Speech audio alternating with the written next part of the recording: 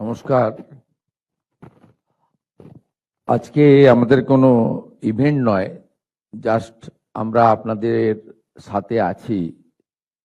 আমরা আমাদের সলিডারিটি এবং আপনাদের প্রতি যে সিম্প্যাথি বা সহমর্মিতা জ্ঞাপন করার জন্য এখানে এসেছি। আমার সাথে মাননীয় মন্ত্রী শ্রীমতী অগ্নিমিত্রা পাল মহোদয় রয়েছেন, মাননীয় মন্ত্রী ডাক্তার শারদত্ত মুখোপাধ্যায় রয়েছেন, মাননীয় দুজন রাজ্যমন্ত্রী উমেশ রায় মহোদয় এবং শ্রীমতী সুমনা সরকার মহোদয়া রয়েছেন, মাননীয় মুখ্য সচিব এবং কলকাতা পুলিশ, কলকাতার কমিশনার এবং আধিকারিকরা রয়েছেন।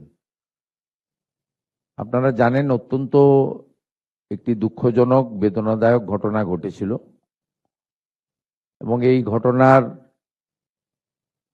পিছনে কারা আছেন, কি আছেন, কিছুটা মানুষজন জেনেওছেন। আমরা অত্যন্ত ব্যথাতুর হৃদয় নিয়ে আপনাদের সামনে আজকে এসেছি। যে এই সরকার মানবিক সরকার, কোনো মৃত্যুর ক্ষতিপূরণ অর্থ দিয়ে হয় না। প্রথমত আমাদের চেষ্টা থাকবে বিগত সরকার বা কর্পোরেশনের যে সমস্ত ভুল ত্রুটিগুলোর জন্য এই ধরনের ঘটনা বারংবার কলকাতা শহরে ঘটছে, গার্ডেন রিচ থেকে তারাতলা, সেগুলো থেকে আমরা যাতে কলকাতা তথা রাজ্যবাসীকে মুক্তি দিতে পারি, তার জন্য সরকারের পক্ষ থেকে কি কি ব্যবস্থা নেওয়া হয়েছে মাননীয় মুখ্য সচিব সংক্ষেপে আপনাদেরকে জানিয়েছেন, যেহেতু মিডিয়ার বন্ধুরা এখানে আছেন।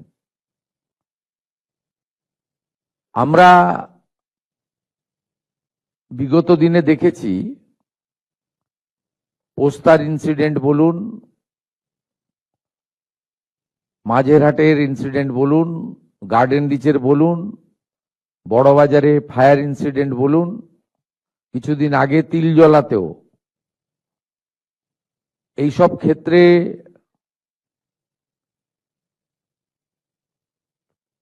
রেস্কিউ অর্থাৎ উদ্ধার কার্য যেভাবে করা উচিত সে কাজ করা হয়নি।